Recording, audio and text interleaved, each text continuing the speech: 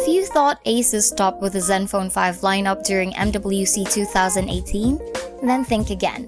The company quietly launched a new Max device called the ZenFone Max M1, which is basically the toned-down version of the ZenFone Max Plus M1 with a different processor, less RAM and battery capacity, and a smaller screen. So this leaves us with a burning question. Is the Max M1 worth considering in a segment filled with strong contenders? We are about to find out.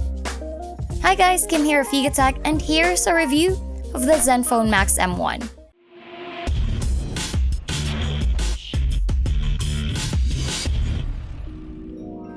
Being a sibling to the Max Plus M1, the Max M1 retains much of the same design structure. The phone is encased in a no-frills unibody chassis. It has that generic smartphone looks, but it's simple and clean. The device is a little thicker than most due to its battery, though it's still relatively thin and light.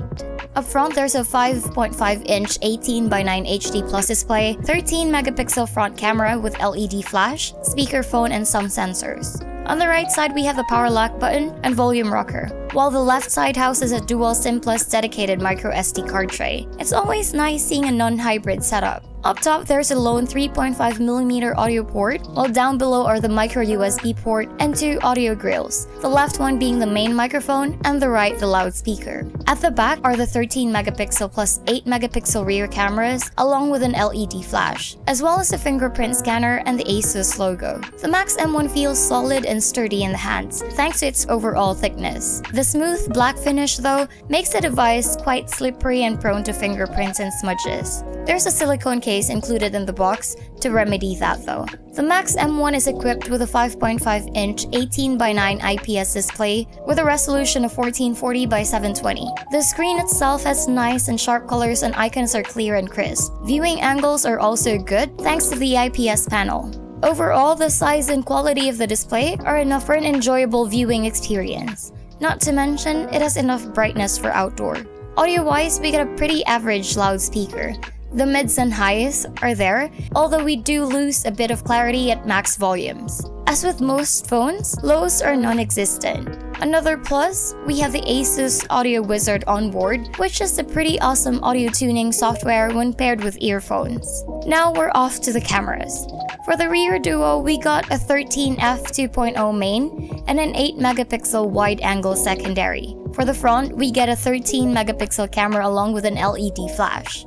The Max M1 doesn't have as many modes as the Max Plus M1, which sadly includes manual mode. Rear camera shots are a mixed bag.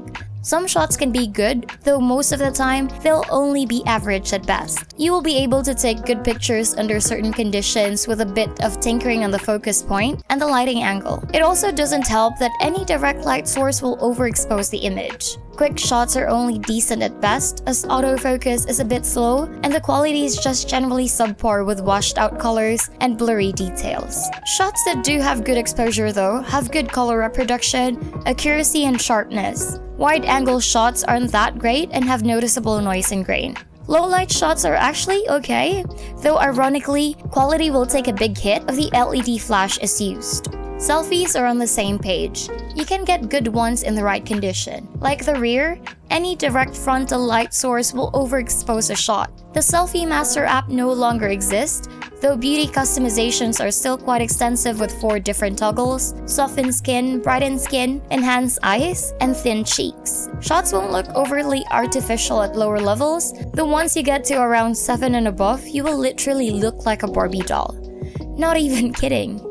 Low-light selfies are not that great, though the soft light LED flash helps a little. Video recording maxes out at 1080p at 30 FPS. Autofocus is jittery, but quality is just about right. You get average color reproduction, accuracy, and sharpness. Audio could be better, but it's acceptable. Running the show for the ZenFone Max M1 is ASUS' own Zen UI 5.0, based on Android 8.0 Oreo. The UI is actually really clean and has its own app drawer, which users can easily access by swiping upward. The Notifications tab, which can be accessed by swiping downward, offers a wide variety of shortcut toggles. Split screen is also possible by pressing the right on-screen button. It has a few distinct features like one-hand operation, multi-window, easy mode, kids mode, Zen UI safeguard, smart gestures via Zen Motion, and a few more under the advanced settings menu. Pre-installed apps only include Facebook, Messenger, Instagram, and the standard Google Suite. Users are left with 22.7 GB out of the 32 GB. The Max M1 also has the same facial recognition introduced in the Max Plus M1. While setup was easier and faster, unlocking is still quite the hassle. Even in sufficiently lit rooms, facial recognition fails most of the time, and wearing accessories like glasses also proves to be problematic. Powering the device is Qualcomm's Snapdragon 430 chipset and 3 GB of RAM. Mundane tasks such as browsing, social media consumption, and phone navigations are a breeze. Multitasking is not a problem either, thanks to the 3 GB of RAM. Light to moderate games like Mobile Legends, Rules of Survival, Zombie Tsunami, and Vainglory are playable with minimal frame drops. Heavier games though, like Iron Blade, Monster Hunter RPG, Asphalt 8 Airborne, and PUBG Mobile will suffer from occasional frame drops, though still playable with acceptable frame rates. Check out our synthetic benchmark results. As per usual, the Max M1 has all the basic connectivity covered as it has Wi-Fi, Bluetooth 4.0, GPS, and USB OTG. Call quality and signal reception are good, as long as you're in a serviceable area. GPS is also accurate, and we had no problems with apps like Waze or Grab.